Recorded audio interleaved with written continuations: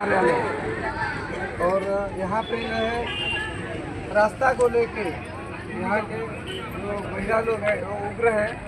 क्या नाम है आपका, क्या बोलना चाहती है आप बताइए। आम्ही गिवली गावचे रहिवासी आहोत आणि आमच्या गावात BRC आणि DFS असे प्लांट आहे आणि आमच्या गावाची सद्यस्थिती अशी आहे की आम्हाला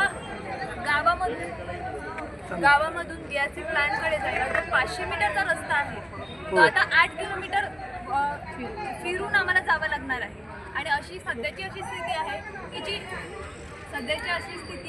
की दलित वस्ती आहे, पूर्व भंडाराई, पश्चिम भंडाराई ह्या म्हणजे आळीतली जी लोक आहेत त्यांच्या ज्या घराला लागून ते वॉल कंपाऊंड येणार आहे आणि ते कंपाऊंड जे येत आहे अशा स्वरूपात येत आहे की दलित वस्ती जो आहे त्यांच्या म्हणजे घरातून बाहेर पडणं मुश्किल आहे। कारण की पाठीमागे कंत्राटी कामगारांची जी कॉलनी असते ती आमच्या ज्या घराच्या पाठीमागे आहे आणि प्लस आमच्या घराच्या समोर वॉल कंपाऊंड ह्याने आम्ही बाहेर निघणार कसे, कामावर जाणार कसे आणि 8 किलोमीटर जर घोळका घालून आम्हाला जावं लागणार असेल तर मग आमचा उपयोग काय ना, आम्हाला पुनर्वसनच करून टाकू। आपने एप्लीकेशन दिया था क्या आपने?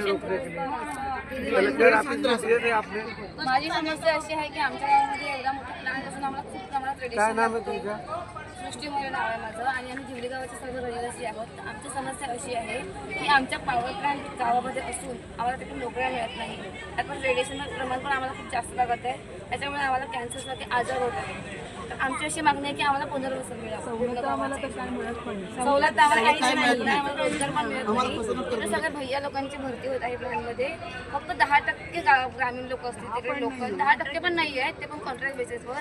जे पण परमनंट आहेत ते सगळे बाहेरचे UP बिहार इकडचे लोक आलेले आहेत, ते आम्ही स्वतःच्या डोळ्याने बघतो। तुमच्या मागणी काय आहे? आमची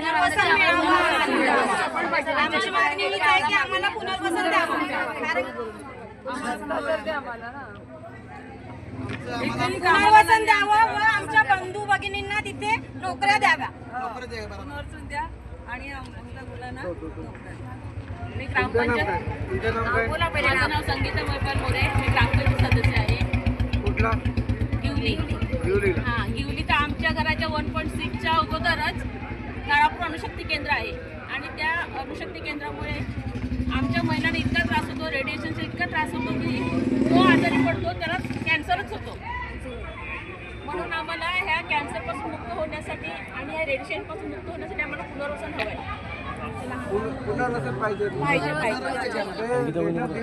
आता आम्ही शुभंगी आता दिलं आणि मागितलं त्यांनी की आम्ही देणार आहेत 2 दिवसांनी। त्यांनी सांगितलं आम्हाला की दुसरं लेटर द्या। मी बोलेल तिला घेऊन। त्यांनी आम्हाला